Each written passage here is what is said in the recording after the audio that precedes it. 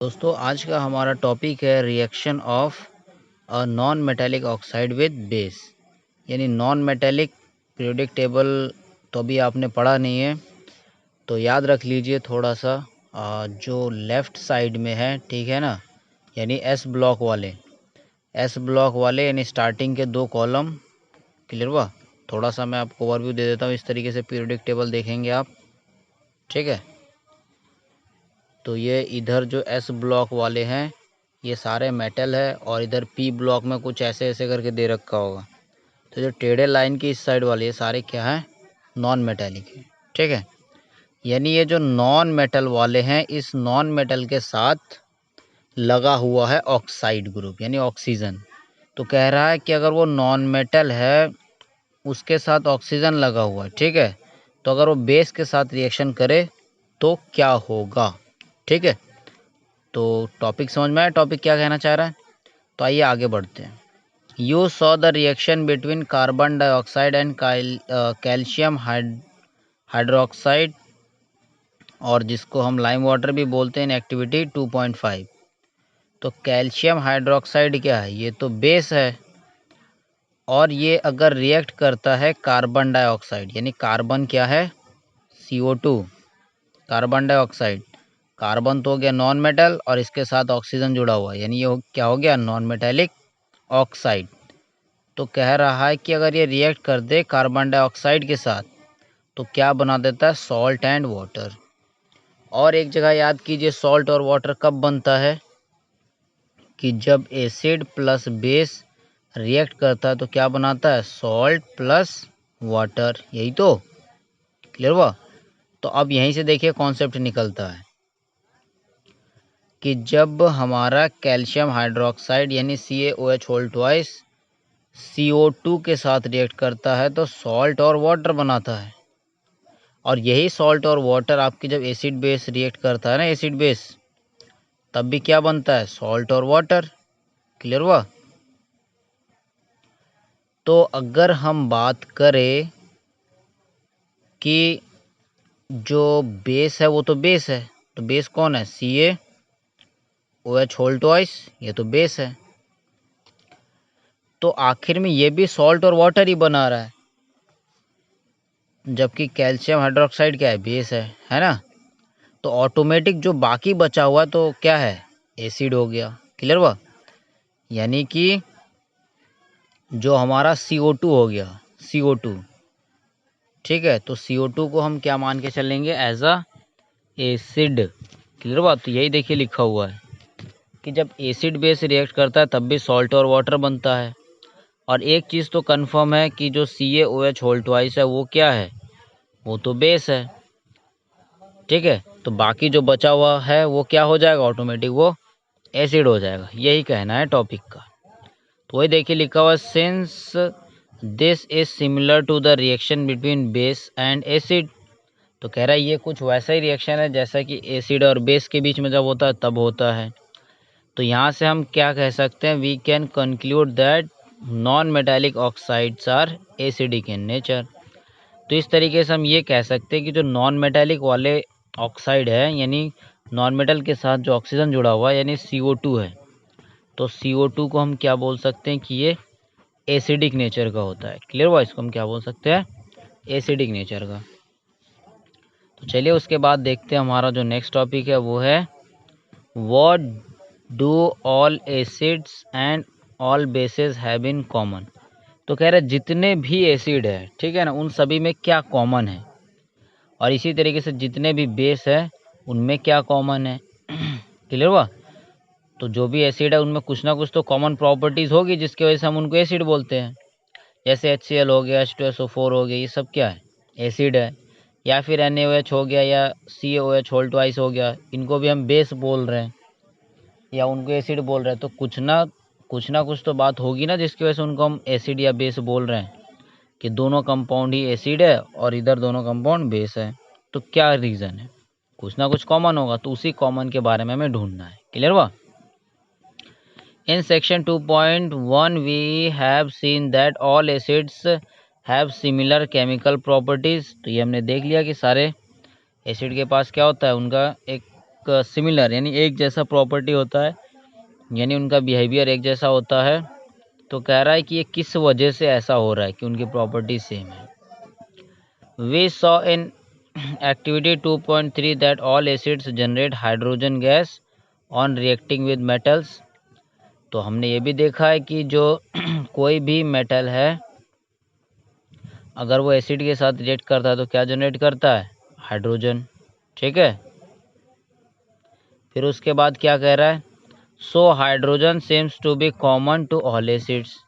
तो इस तरीके से हमें क्या पता चल गया कि हाइड्रोजन ही है जो सारे एसिड में कॉमन होता है। क्लियर हुआ। फिर क्या कह रहा है, let us perform an activity to investigate whether all compounds containing hydrogen are acidic. तो कह रहा है इस चीज़ को जानने के लिए, समझने के लिए हम क्या करें, एक प्रैक्टिकल या एक्टिविटी परफॉर्म करें जिससे हमें क्या समझ में आ जाए कि हाँ जितने भी एसिड वाले होते हैं क्या सच में उनके पास हाइड्रोजन होता है। क्लियर हुआ। तो इस चीज़ को समझने के लिए देखिए ये रहा आपके सामने एक एक्सपेरिमेंट। तो एक्सपेरिमेंट में समझ लीजिए थोड़ा ध्यान से।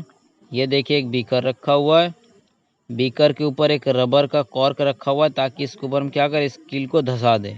ठीक है, ताकि जो हमारा नेल है ये नेल आराम से उसके ऊपर खड़ा रहे। फिर इसके अंदर ये जो देख रहे हैं येलो कलर का ये सॉल्यूशन है HCl का ये। ठीक है, फिर उसके बाद देखेंगे अगर आप ध्यान से तो ये देखिए यहाँ पे एक बैटरी लगा हुआ है, वो भी कितने वोल्ट का, 6 वोल्ट का। यहाँ पे एक बल्ब लगा हुआ है और यहाँ पे एक स्विच लगा हुआ है जिसके ज़रिए हम इसको ऑन ऑफ करेंगे। क्लियर हुआ। तो देखिए इसी चीज़ को एक बार हम थ्योरेटिकली पढ़ लेते हैं। क्या लिखा हुआ देखिए, take solution of glucose, alcohol, hydrochloric acid, sulphuric acid etcetera. तो कह रहा है ये सारे हमें अलग अलग से सॉल्यूशन लेना है, ग्लूकोज हो गया, अल्कोहल हो गया, फिर हाइड्रोक्लोरिक या सल्फ्यूरिक। ठीक है, एक एक बार करके लेना है। फिर उसके बाद क्या कह रहा है, fix 2 nails on a cork. ये कॉर्क के ऊपर 2 नेल फिक्स कर देना है, मतलब वही इसके अंदर चुभो के रख देना है। And place the cork in 100 ml beaker. और ये 100 ml का बीकर इसके अंदर रख दिया 100 ml के बीकर में। फिर क्या कह रहा है, connect the nail to the 2 terminals of the 6 volt battery. अब कह रहा है ये जो नेल है इसके दोनों टर्मिनल को इस बैटरी के दोनों तरफ से कनेक्ट कर दो। ठीक है, तो कनेक्ट कर दिया। उसके बाद क्या कह रहा है, ये जो हम कनेक्ट करेंगे through a bulb and a switch as shown in figure 2.3। यानी फिगर में जो दिखा रखा है हमको इस एंड से कनेक्ट तो करना है लेकिन बीच में एक बल्ब भी जोड़ना है और एक स्विच भी जोड़ना है। क्लियर हुआ। Now pour some dilute HCl in the beaker and switch on the current. उसके बाद क्या करना है, इसके अंदर डाइल्यूट HCl डालना है, फिर स्विच को ऑन कर देना है। ठीक है, तो देखिए ये जो स्विच है, स्विच के बीच में एक डॉट दिख रहा होगा, ये डॉट बनाने का मतलब है स्विच ऑन। जैसे ये स्विच है ये अभी ऑफ है लेकिन इसके बीच में अगर मैं एक डॉट बना दूँ इसका मतलब स्विच मैंने ऑन कर दिया। ठीक है, तो ये हो गया स्विच ऑन। फिर उसके बाद क्या कह रहा है, repeat with dilute sulphuric acid. तो कह रहा है अब यहाँ पे जो हमने HCl रखा है इसको हटा के हमें रखना है सल्फ्यूरिक एसिड। बाकी इस प्रोसेस को हमें पूरा रिपीट करना है। क्लियर हुआ। फिर क्या कह रहा है, व्हाट डू यू ऑब्जर्व। तो आपने क्या देखा। क्लियर हुआ। फिर उसके बाद देखिए क्या कह रहा है कि repeat the experiment separately with glucose alcohol solutions. What do you observe, does the bulb glow in all cases. तो क्या कह रहा है कि आपने ये जो HCl भरा एक बार, फिर उसके बाद सल्फ्यूरिक एसिड भरा, अब इसी के जगह पे एक बार आपको ग्लूकोज का सॉल्यूशन भरना है और एक बार अल्कोहल का सॉल्यूशन भरना है। तो कह रहे हैं जब जब हमने सॉल्यूशन भरा तो क्या हमारा सभी केस में बल्ब जल उठा, ये हमसे पूछ रहा है। अब इस एक्सपेरिमेंट का कंक्लूजन ये देखिए ये है, the bulb will glow. Glow मतलब ये बल्ब जल उठेगा, जिसको हम कहते हैं चमक उठेगा। Glowing in the case of acids, ये बल्ब सिर्फ तभी ग्लो करके उठेगा या जल उठेगा या चमक उठेगा जब ये क्या किससे भरा हो उसमें सॉल्यूशन, एसिड का भरा हो, as shown in figure 2.3। But you will observe that glucose and alcohol solution do not conduct electricity. अब देखिए थोड़ा ध्यान से समझिएगा एक्सपेरिमेंट। ये देखिए, ये है हमारा बैटरी। अब देखिए, हमें तो पता ही है कि कोई भी बल्ब को जलाना है तो ये सर्किट हमारा पूरा कंप्लीट होना चाहिए। कहीं से भी अगर कट हो जाएगा तो काम नहीं करेगा। तो अगर आप ध्यान से देखेंगे तो ये जो दोनों नेल है ना, इसको डायरेक्टली कनेक्ट नहीं कर रखा है। क्लियर हुआ? इसको एक सॉल्यूशन के थ्रू कनेक्ट कर रखा है। समझ में आई बात? जैसे कि इसके बीच में जैसे ये ना डायरेक्ट वायर, देखिए यहाँ से यहाँ तक ये डायरेक्ट वायर के थ्रू कनेक्ट है, ये बल्ब से होता हुआ फिर बैटरी इस तरीके से कनेक्ट है, लेकिन इनके बीच में कनेक्शन कटा हुआ है। तो ये बल्ब कब जलेगा? ये जो बल्ब है ये कब चमक उठेगा? ये बल्ब कब चमक उठेगा? जब तक इसके बीच का सर्किट पूरा नहीं होता तब तक ये चमकेगा नहीं, लेकिन अगर सर्किट पूरा हो जाए तो ये चमक उठेगा। और सर्किट पूरा मतलब इसको ऐसे गोल करके पकड़ ले तो कब इसको कनेक्ट कराएगा? जब इसके बीच में आयंस का ट्रांसफ़र होगा। अब आयंस मतलब जैसे कि मैं बोलूँ H+, ठीक है, कोई सा भी आयन, फिर जैसे Ca2+, ये सब क्या है? आयन है, पॉजिटिव आयन।